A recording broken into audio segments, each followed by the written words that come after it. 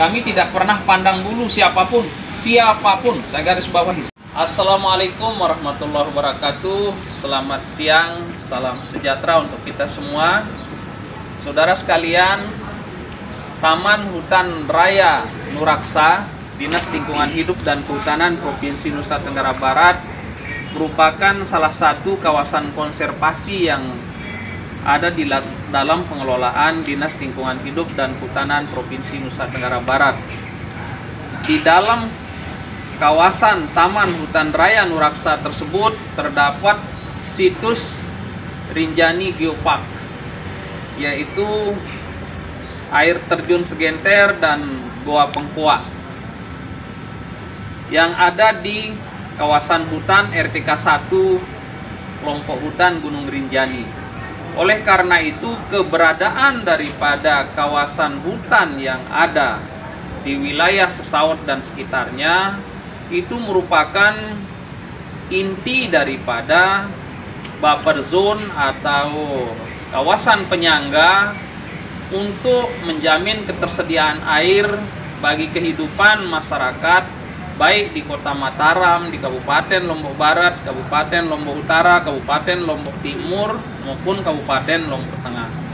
Oleh karena itu, kelestarian kawasan hutan di kawasan hutan Sesaut maupun Taman Hutan Raya Nuraksa ini merupakan atensi kami daripada Dinas Lingkungan Hidup dan Kehutanan Provinsi Nusa Tenggara Barat. Namun apa yang terjadi pada hari ini, tanggal 20 September 2021, kembali terjadi pembalakan liar yang dilakukan oleh oknum masyarakat. Di belakang kami ini adalah rekan-rekan kami, sahabat-sahabat kami, Polhut dan Pamhut dari Balai Taman Hutan Raya Nuraksa yang telah mengamankan sejumlah kayu sebagai BB, kemudian ada juga nanti ada sepeda motor, nanti belakangan aja diambilkannya Mbak Tiska, yang dilakukan oleh 6 orang. 2 orang berhasil diamankan, ditangkap oleh petugas, kemudian dievakuasi bersama dengan barang bukti berupa kayu dan sepeda motor yang mereka gunakan untuk melakukan tindakan kejahatannya. Pohon-pohon itu menyimpan air. Pohon bangkirai misalnya, pohon ini adalah pohon rejumas. Bangkirai itu ketika dia dipotong, maka dia akan menyemburkan air seperti mengalir dari pancuran. Itu tanda bahwa pohon tersebut itu memang menyimpan air. Jadi kalau bulan September ini air keran di rumah Anda itu mengalami defisit atau menetes, salah satu penyebabnya ya para durjana perusak hutan ini. Sehingga kawasan hutan di Sesaut yang merupakan penyangga kehidupan bagi masyarakat Kota Mataram dan Lombok Barat dan sekitarnya mengalami kekurangan air, maka penyebabnya itu adalah terjadinya degradasi atau kerusakan hutan di wilayah hutan lindung Sesaut maupun Taman Hutan Raya Nuraksa ataupun Taman Nasional Gunung Rinjani. Mereka telah menghabiskan buffer zone di kawasan hutan lindung dan nanti akan juga merangsek ke wilayah perbatasan dengan Taman Nasional Gunung Rinjani. Kita tidak lagi memiliki kawasan hutan, sehingga selain bahaya kekeringan, kita juga akan terancam longsor, kita juga akan terancam banjir dengan berbagai macam dampak ikutannya. Oleh karena itu, melalui kesempatan ini kami ingin sampaikan, pertama, masyarakat yang mengetahui ada tindak pidana illegal logging di mana saja di dalam kawasan hutan, agar bekerja sama melaporkannya dengan aparat keamanan baik dari Polhut, Pamhut, TNI maupun Polri. Setidak-tidaknya menginformasikan kepada kami para jagawana rahasia daripada pelapor itu akan kami simpan rapi supaya tidak menimbulkan ekses negatif lainnya. Yang kedua, kami juga ingin menyampaikan kepada masyarakat bahwa kawasan Taman Hutan Raya Nuraksa itu merupakan salah satu geosite geopark, UNESCO Global Geopark.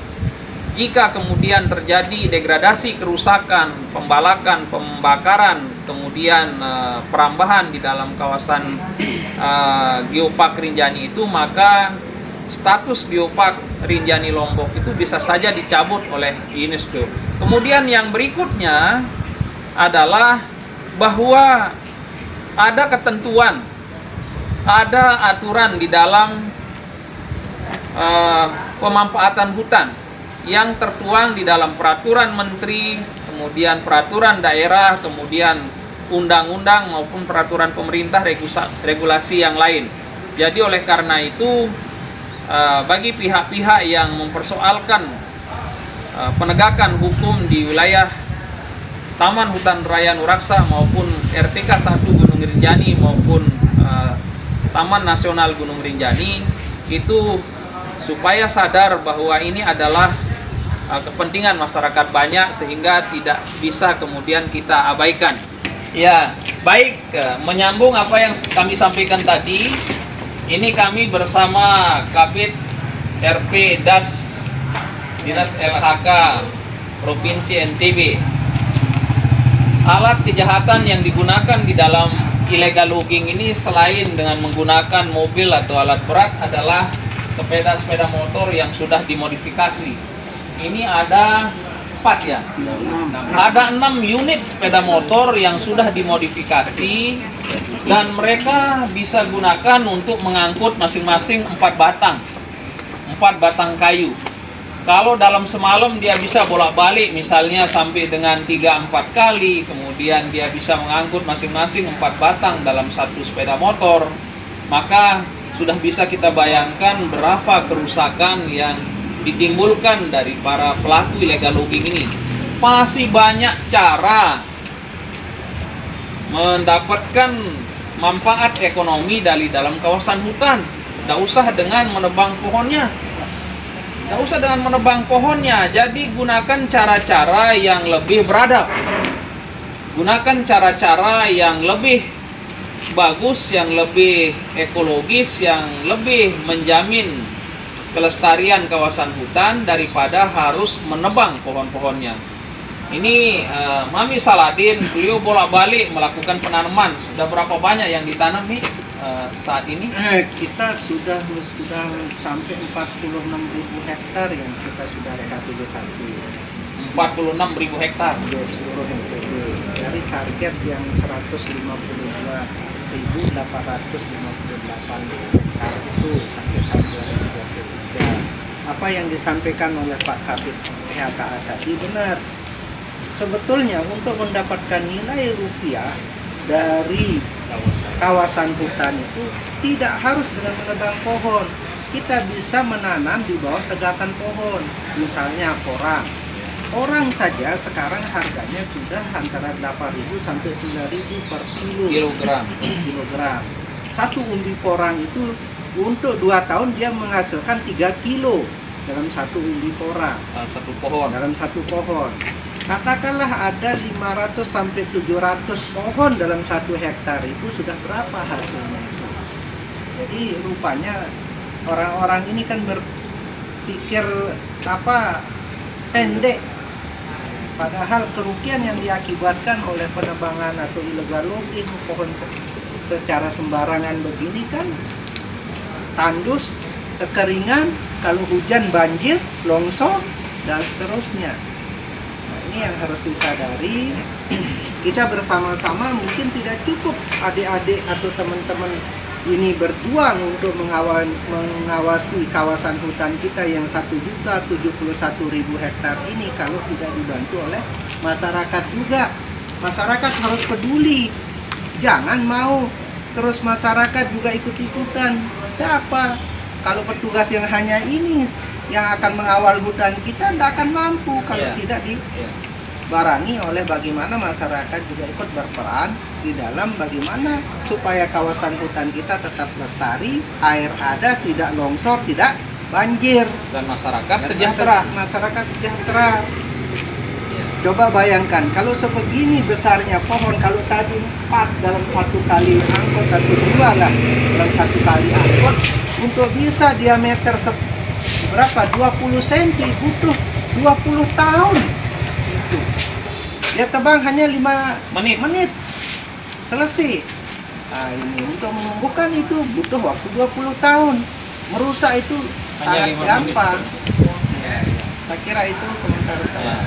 Baik, jika kemudian ada masyarakat yang sebagaimana saya katakan tadi bahwa ini Polhut hanya main kecil-kecil saja, maka di sebelah timur sana nanti akan kami sampaikan juga ada satu puso kayu sonokeling kurang lebih 18 meter kubik juga kami sudah amankan, dan kami tidak pernah pandang bulu siapapun, saya garis bawahi, siapapun, kami tidak pernah pandang bulu jika terbukti secara sah dan meyakinkan memiliki 2 alat bukti yang cukup, maka kami akan proses sesuai dengan ketentuan peraturan perundang-undangan yang berlaku.